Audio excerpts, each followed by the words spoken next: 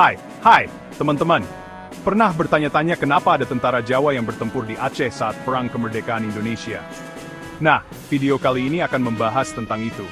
Pada masa penjajahan Belanda, tepatnya saat Perang Kemerdekaan 1945-1949, Belanda menempatkan tentara Jawa untuk melawan pejuang kemerdekaan Indonesia.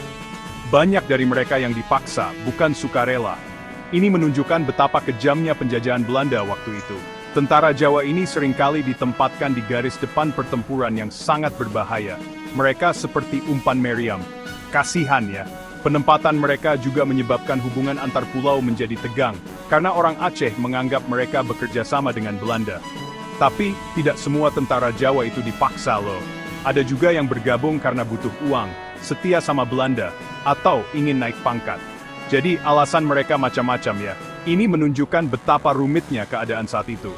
Dengan memahami kisah tentara Jawa ini, kita bisa lebih mengerti betapa kejamnya penjajahan dan dampaknya bagi masyarakat Indonesia hingga saat ini. Sejarah itu tidak hitam putih teman-teman. Ada banyak kisah dan pilihan yang berbeda-beda di dalamnya. Terima kasih sudah menonton.